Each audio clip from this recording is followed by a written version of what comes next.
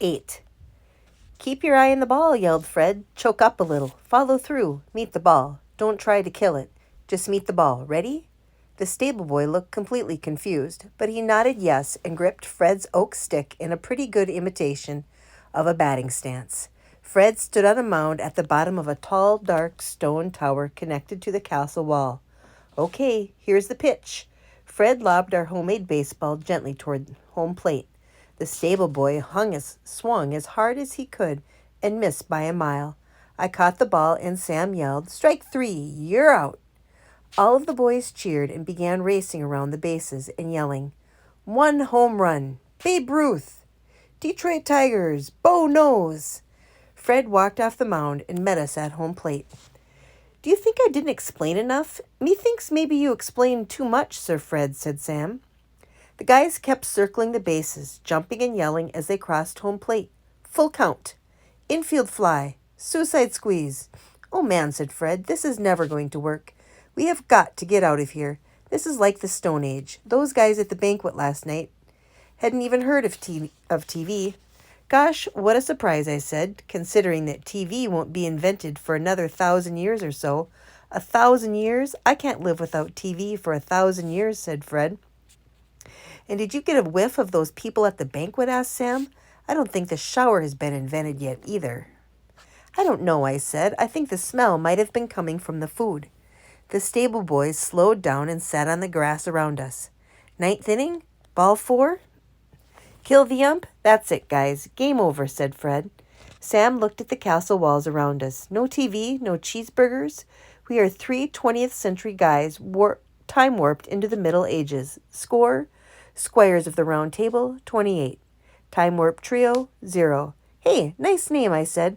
"Remind me to remember it if we ever get out of here alive." "Speaking of which," said Fred, "how do we get out of here?" I tossed our leather ball up and down. If somebody had let me read my magic book, I might know. "Oh, magic book, schmagic book," said Fred. "I barely touched your stupid book, and don't tell me we got here by magic. That only happens in dorky books." Sam looked around again. The stable boys looked around with him.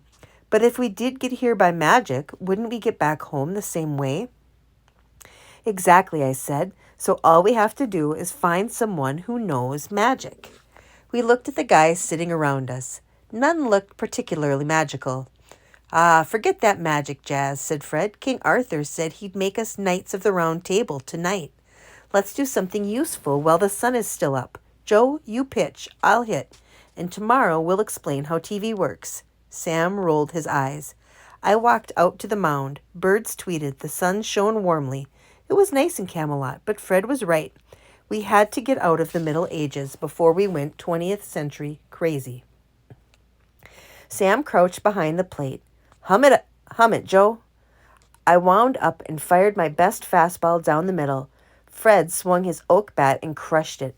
The leather ball cleared the wall, still rising. Going, and then it disappeared. Through one of the tiny windows in the dark tower, we heard the crash of breaking glass. 3 quick explosions rocked the tower. Red, blue, and yellow flames spit out the tower windows. The flames circled the tower, formed a cloud, and rained purple snakes, white stars, red dragons, and 100 different weird and glowing shapes that dissolved as they hit the ground. "Magic," gasped Sam. "Who dares disturb my work?" boomed a voice that filled the air. "Merlin," gasped the stable boys, and they were gone. "Onemia uber sub ubi," boomed the voice again. "Show yourselves, demons of destruction, and feel the wrath of Merlin." The freaky cloud began to disappear. Fred, Sam, and I looked at each other. We knew instantly what we had to do. We ran.